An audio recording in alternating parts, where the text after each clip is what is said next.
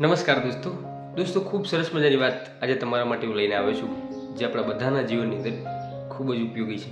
દોસ્તો, વાત ખૂબ જ નાની છે, પરંતુ વાતનું હાર્દ, વાતની અંદર જે એમ કહેવાય કે શીખ છે, એ દરેકના જીવનની અંદર ખૂબ મોટો બદલાવ લાવી શકે છે. દોસ્તો, એક ગામની અંદર એક સરસ મજાનો પુલ, એ પુલ એક ગામથી બીજા ગામને જોડતો રસ્તો બનાવે. વચ્ચે થોડું ખીણ જેવું અને આજુબાજુ બંને પુલ, અને પુલ પરથી લોકો અવર જવર કરે, જ્યાંથી બાળકો સ્કૂલે જાય, વાહનો આવે, અને ખૂબ જ સરસ મજાનો એ પુલ જે બંને ગામો વચ્ચે એમ કહેવાય કે અવર જવર માટેની સવલત પૂરી કરતા. એમાં એક દિવસ બન્યું એવું કે વરસાદના કારણે એ પુલ તૂટી ગયો. ખૂબ વાવાઝોડું, ખૂબ વરસાદ, પવન, તો એ પુલ એમ કહેવાય કે ધ્રસ્ત થઈ ગયો, તૂટી ગયો.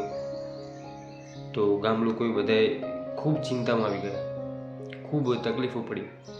હવે આપણે કેવી રીતે અવર જવર કરીશું, આપણા બાળકો સ્કૂલ કેવી રીતે જશે, આપણી જીવન જરૂરી વસ્તુ ક્યાંથી અને કેવી રીતે લાવીશું, કેમ કે પુલ તો તૂટી ગયો છે. ત્યારે ગામના અમુક અન્ય લોકો એવું પણ કહેતા કે સરકાર કંઈ કરતી નથી, સરકાર આવા ખોટા પુલો બનાવે છે જે ઉપયોગમાં હોતા નથી, અને થોડા દિવસોમાં, થોડા વર્ષોમાં તે ત્રસ્ત થઈ જાય છે, પડી જાય છે. અમુક લોકો ગામના પર દોષ દેતા, ગામના લોકો નથી સારા, ગામના સરપંચ કંઈક ખોટું કરે છે, આવા ખરાબ પુલો બનાવે છે અને લોકોના જીવનમાં મુશ્કેલી આવે છે. એમાંથી એક યુવાન આવે છે. યુવાન કહે છે કે આપણે દોષ દેવાને બદલે બધા સાથે મળી અને આ પુલ નવો બનાવીએ તો. ત્યારે ગામના લોકો બધા હસે છે કે આપણાથી શું બનવાનું, આપણાથી શું થવાનું, આપણે ખોટી વાતો જ કરવાના, તારાથી થતું હોય તો તું કરી લે. એ યુવાન એકલો પુલ બનાવવાનું ચાલુ કર્યું, અને ધીમે ધીમે પથ્થરો લાવતો, મૂકતો, ગોઠવતો. એની સાથે એક વૃદ્ધ જોડાયા. એમ કરીને 2 થયા. ધીમે ધીમે ધીમે કામ ચાલુ રહ્યું.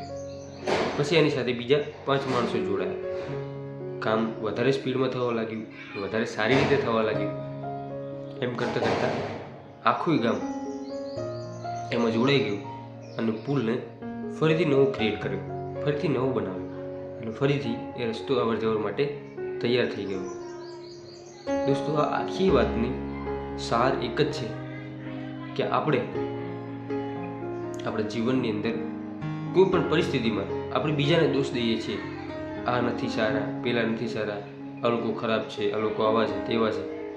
પરંતુ જો ખરેખરમાં સાચે આપણે સમાજની દિશા અને દશા બંને બદલવું હોય તો પહેલો બદલાવ આપણા થકી આવવો જોઈએ, પહેલું પગલું આપણા થકી હોવું જોઈએ.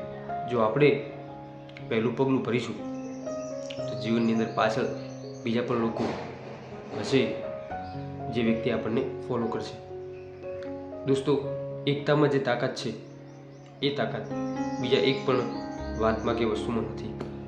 હંમેશા એક થઈએ, ખૂબ સરસ મજાનું સારું જીવન જીવીએ, અને એકતાથી બધા લોકો પોતે એમ કહેવાય કે સારું એવું જીવન જીવીએ. દોસ્તો, આ વિડીયોનો સંદેશ તમને કેવો લાગ્યો કોમેન્ટ બોક્સની અંદર જણાવજો. આવા જ બીજા સરસ મજાના વિડીયો જોવા માટે આપણી યુટ્યુબ ચેનલ હું અને મારી વાતોને સબસ્ક્રાઈબ ચોક્કસથી કરજો. દોસ્તો, ફરી મળીશું ચોક્કસથી એક નવા જ વિડીયો સાથે. ત્યાં સુધી દરેક દોસ્તો, દરેક મિત્રને મારા જય સીતારામ.